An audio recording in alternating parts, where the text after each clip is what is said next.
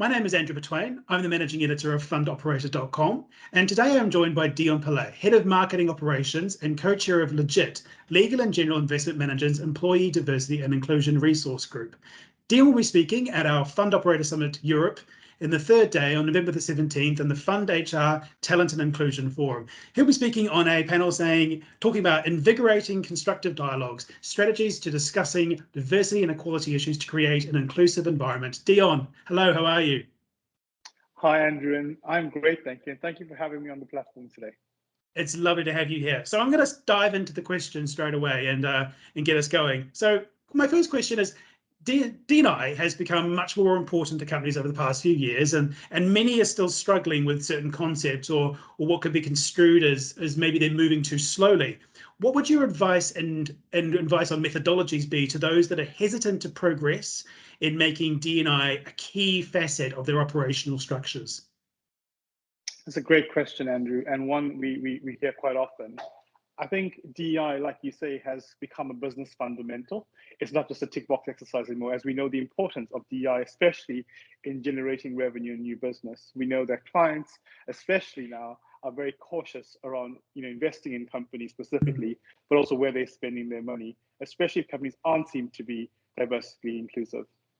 So the challenge we have with most companies is the belief that they don't always have certain elements of diversity within their company, and therefore they don't cater for those individuals, because certain things aren't visible, like sexual identity or gender identity sometimes are not quite visible. What I would advise companies to do is think about intersectionality and how you can use intersectionality to really bring your DEI strategy to life.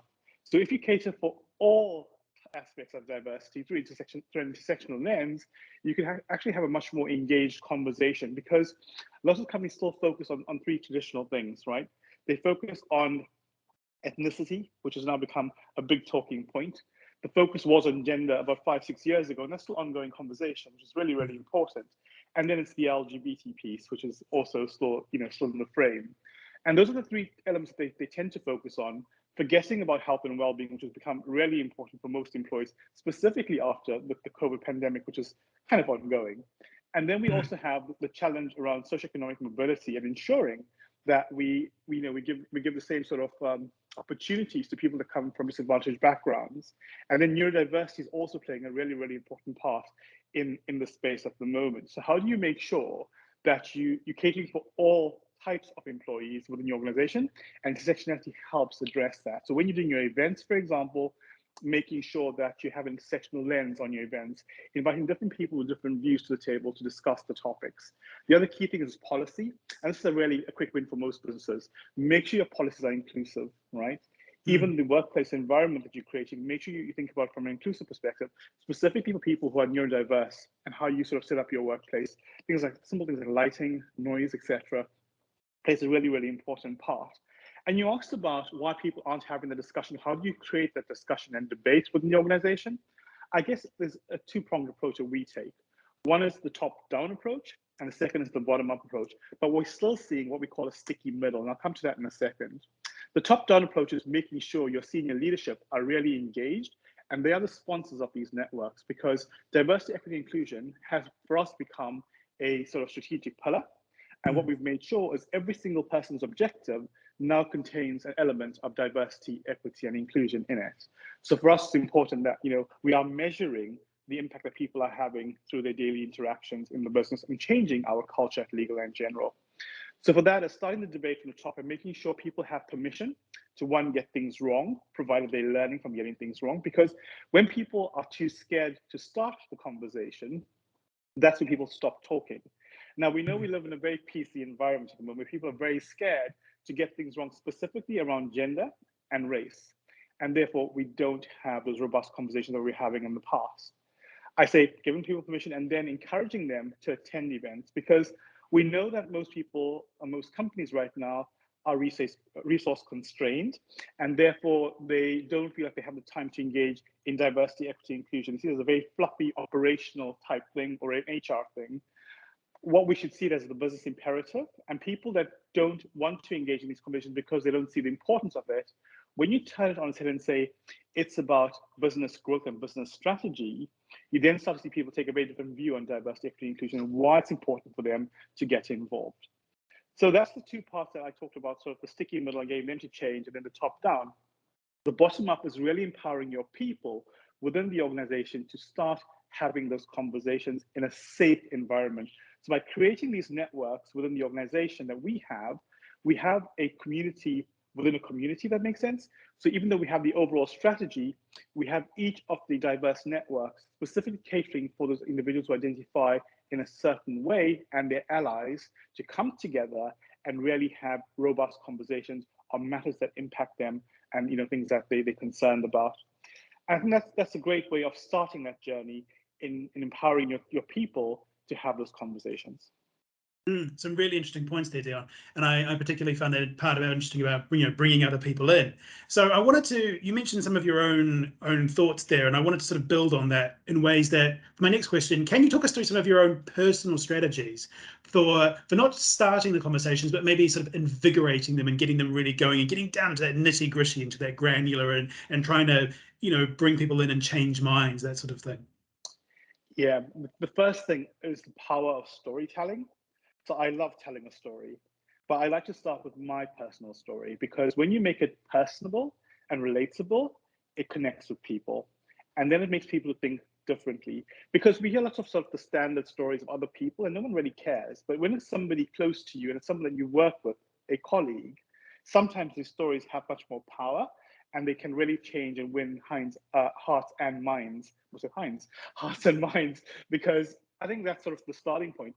Also, it's okay to have different views as long as you're respectful, right? So I'm quite controversial in my thinking sometimes. I love to bring events to the table that are very different, where we challenge things like sexuality, gender, and religion, and the connection between the three things. People go, oh, that's a topic we don't really want to talk about, but we should talk about it, because the more we talk about it, the more we educate people and can maybe change how people perceive things to be, right? We know that religion plays a massive part, especially in gender identity and sexuality, and we've seen that. And even politics sometimes comes into play, right? We've seen it specifically now in the trans community, and how religion and sort of politics are causing disruption and creating this narrative which is not helpful for the trans community. So I think it's about being controversial but respectful, bringing different topics, bring that intersectional topic as well. So we do some great stuff that we've been doing around gender identity, sexuality, and parents and carers, right? Because if we can educate the parents around the challenges the LGBTQ plus community face, knowing that more than 5% of kids now identify as non-binary or trans, and we've seen that upward trend, it's really important to get parents comfortable with how to support their kids should they come out to them, either as trans, non-binary, or LGBTQ plus, right? So bringing those topics that are different.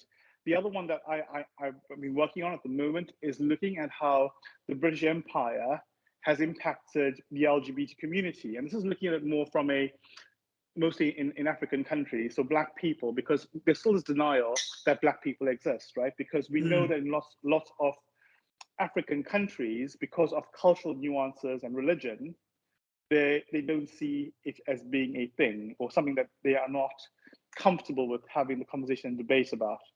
So bringing those sort of topics to the table is what drives conversation and thinking and debate, because healthy debate is good.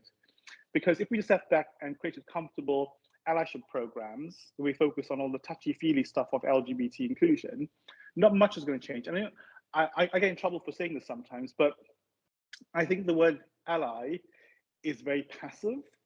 We need to move away from ally and say, whilst allies are important, I think advocates are a much better term to use, because it shows somebody who's actively taking control and championing and challenging thinking. So moving the dial from allyship, which I see as passive, to advocacy is another way that we can really have a debate around what does it actually mean? Because we all say, oh, we're allies. I'm an ally for the trans community. But what does it actually mean? Just saying, wearing a fancy lanyard and saying, oh, look, I have a trans lanyard. That's great to start internally showcasing that you are supportive, or putting your pronouns on your signature is another great way of showing support. But when you're actively marching with the trans community, like, Trans Pride this weekend, and saying, I want to be counted, if you're going to be attacking the trans community, you've got to come through me first, right? Because I'm not going to have this on my watch. And it's those sort of uncomfortable conversations that will really make a difference in organizations, I think. That's a very interesting point. And you kind of segued into my next question, which is really good. Thank you very much. So the dialogue around diversity and inclusion topics can be hijacked by other topics, or it might struggle to get started in the first place. How would you recommend creating a space where we can have these awkward conversations, we can have these uncomfortable truths being spoken? How do you create a space that's open and safe for those conversations in a workplace to happen? And that's another great question, and one we see happen over and over again, specifically when bigger topics come to the front, like when Black Lives Matter, which is really, really important topic. We found a massive pivot away from other aspects of DEI and a focus solely on increasing equality for Black colleagues, which is really, really, I still say, very important. The same thing with gender. When gender came onto the platform 5 years ago plus, we saw this massive uptake in talking about gender identity, and it was sad because it was driven by policy and by government. But equally, what we saw was businesses start to do the tick box exercise of promoting women into these really senior roles without giving them the toolkits to be successful, to prove a point that they would fail. And when women did fail, they said, "Well, we gave them the opportunity. Look, it doesn't work." What we've now seen, and thankfully, because we're talking about diversity, we're talking about culture and ethnicity a bit more these days, we've seen an absolute pivot towards promoting of diverse talent from an ethnic minority background, specifically the Black community. And we are seeing the right tools being put in place, the sponsorship coming from senior leadership, etc. But going back to your question around the conversation and the safe spaces, I think it's really important that whilst we talked about intersectionality in the very beginning, that we still have these networks that exist specifically for these communities, be it LGBT, be it ethnicity, socioeconomic mobility, gender balance, etc. Because you want to have those safe spaces that you talk about, where people can come together who are like-minded and their allies to really have debate and discussion, and to also talk about the challenges that they're currently facing in a way that they can be candid and honest with each other and get that support, right? Because when you don't create that environment, people tend to keep quiet and bottle things in, or we don't have the conversation. The second really impactful way of addressing it at a wider company level is having those cultural conversations where we bring topics and we talk about the countries that we're doing business in, for example, where we want to understand the culture, every aspect of the culture, from the food, the people, the religious views, etc. Because it's really important, especially when you are growing your business in international spaces. It's about preparing your workforce to work abroad, but equally to understand their colleagues in global jurisdictions, right? Because if you can't appreciate the cultural nuances of somebody, then you can start to form unconscious biases against those individuals.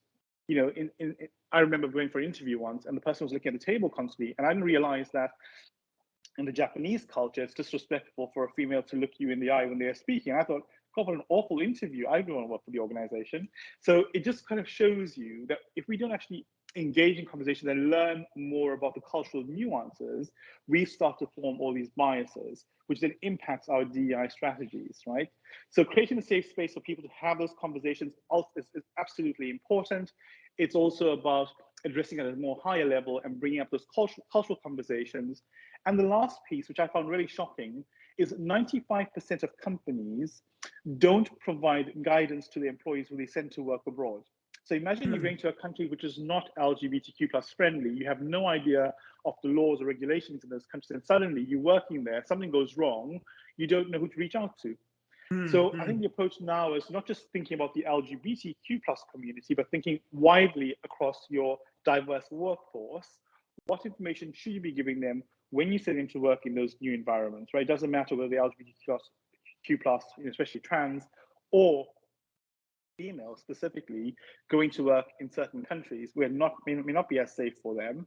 It's being really sort of upfront, having the policies to protect them, but equally informing them in advance, and also giving them the option then not to work in those countries, right? Because we know that lots of people are sent off to work on assignment. They don't realize the impact on the individual because, like I said, sexual identity sometimes is not disclosed. People don't feel Mm. comfortable, and they may be actually put into an unsafe environment to work. Mm. So starting those conversations with your HR partners, with the senior leaders, and most importantly with your colleagues is really important, as long as everything is done in a respectful manner. And creating the safe spaces allows people to be really candid in what they bring to the table as well. It's a really interesting point. So my final question for you is, in your own role as head of marketing operations, how have you worked on being this quote unquote constructive in your approach to D&I? And what advice would you give to others who are struggling in their own roles to begin this process, and where they find their little niche to be this ally, this advocate, or stand up for their own rights? Yeah, I guess it's called marginal gains, like thinking about, what are the low-hanging fruit as people talk about. And for me, the operational lead was, okay, what do we currently have? What do we have the power to control internally? Before we go outside and make a massive noise, let's consult our people. Let's ask our people, what do they want from the organization? It's pointless building a DEI strategy and a structure if nobody's supportive of it, right? So let's have the conversation. What do people want? And which aspects of diversity do you want to focus on? So it has to start Mm. somewhere. We found that starting with, because gender was already on the table from 5 years ago, but starting with LGBTQ+, we found was the most inclusive strand because it covered a number of other identities. It looked at ethnic minorities who might be LGBTQ+. It looked at mental health and well-being because we know the challenges are felt Mm. more strongly by the LGBTQ+ community.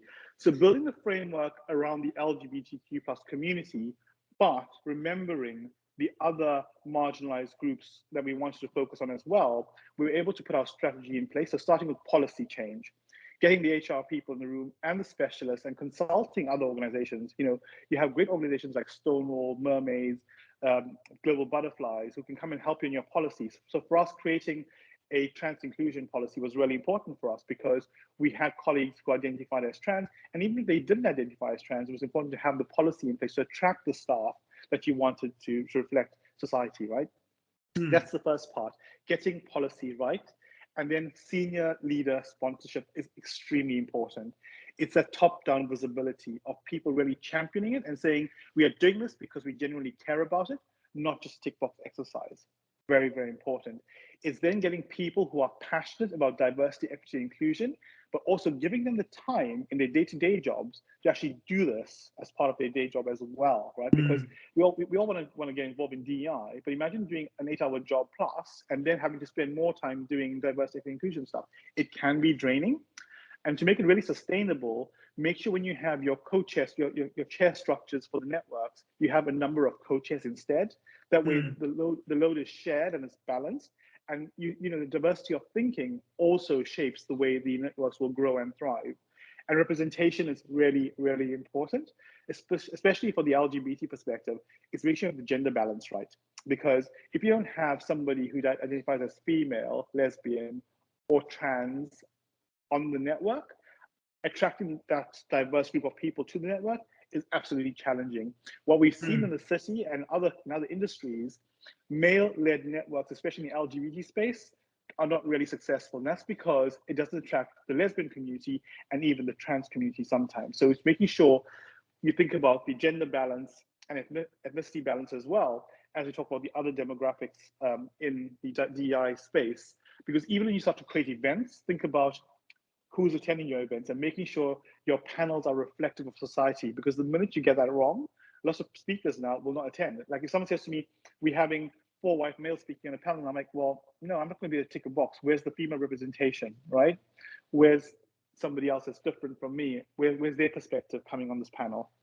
So I think it's really important we think about these things as we plan and shape our networks. And then it's about the ongoing commitment from the organization, right? It doesn't cost lots of money to do diversity, equity, inclusion. People think you need lots of money. The power of sharing stories, like I said, is such a simple resource. Use your people to share their stories, right? By giving them the right space and creating a culture that allows them to be authentic, to bring their whole selves to work, you will have an untapped amount of resource, will happily engage and share stories, will actively get involved in helping change and shape the culture for an organization through these networks. So utilize your resource, but also invest some money in shaping policy, in making sure you create the right workspace for individuals, the parents and carers policies, etc., make sure they're really inclusive of all aspects of people and how they live their lives.